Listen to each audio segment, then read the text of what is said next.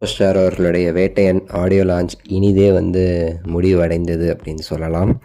So இந்த வீடியோவில் ஒரு சில விஷயங்கள் சில விஷயங்கள் சொல்ல மறந்தது. ரஜினிகாந்த் அவர்கள் ஸ்பீச் பற்றி நம்ம தனியாக வீடியோவே போட்டோம், செக் பண்ணிக்கோங்க. எல்லாருடைய ஸ்பீச்சுமே நம்ம போட்டிருக்கோம். கரெக்டாக கவர் பண்ணியிருக்கேன்னு நான் நினைக்கிறேன் எல்லாரையுமேட்டு. ஸோ ஸோ உங்களுக்கு முதல்ல நன்றி. ஏன்னா ஒரிஜினல் வீடியோ இல்லை, சன் பிக்சர்ஸ் ரிப்போர்ட் எடுப்பான், நீங்களும் அதை புரிஞ்சுக்கிட்டு சப்போர்ட் பண்ணுறீங்க. ஒரு வீடியோ சொல்கிறது தான் இது வீடியோவில் சொல்கிறது. ஆக்சுவலி ரஜினிகாந்த் அவர்கள் இந்த ஸ்பீச் கொடுக்கறதுக்கு மேடையில் ஏறும்போது ஒரு சத்தம், அந்த சத்தத்தை பற்றி இப்போ தான் சொன்னாங்க. அந்த அரங்கம் ஒரு பெரிய அப்படி ஒரு கரகோஷமாங்க, நம்மளால் வாய் விட்டு சொல்ல முடியல. சூப்பர் ஸ்டார் அவர்கள் அடுத்து பேச வராருன்னு சொல்லிட்டு நம்ம டிடி இதெல்லாம் சொன்ன பிறகு தலைவர் அப்போவே ஸ்டைலாக ஃபாஸ்ட்டாக இடந்து நடக்க ஆரம்பித்து மேடை ஏறுறாரு. அப்படி ஒரு மாஸ், ஒரு என்ட்ரி, செம்மையான ஒரு சவுண்டு அந்த இடத்துல க்ரியேட் ஆகிருக்கு. அரங்கமே அதிர்ந்து அலறப்பட்டிருக்கு அப்படிங்கிறது தான் முக்கியமான விஷயம். நம்ம ஃபுல் வீடியோ சன் டிவியில் வந்தால் நம்ம பார்க்க முடியும்னு நினைக்கிறேன் அந்த ஒரு நிகழ்வை.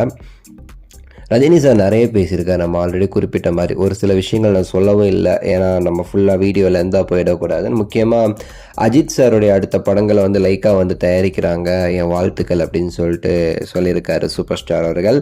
அண்டு எப்போவுமே நல்லவனாக இருந்துடக்கூடாது, அப்பப்போ சில சாமர்த்தியத்தனமும் பண்ணணும் அப்படிலாம் சொல்லிட்டு நிறைய அட்வைஸு. அப்புறம் குழந்தைங்களுக்கு காசு கொடுத்து வளர்க்காதீங்க, நல்ல இதை சொல்லிக் கொடுங்க அப்படின்னு சொல்லிட்டு அவர் எப்போவுமே இந்த மாதிரி விஷயங்களில் சூப்பர் தான், சூப்பராக நிறைய கருத்துக்கள் சொல்லிட்டு போவார். அதே மாதிரி தான் தலைவர் செஞ்சுருக்காரு.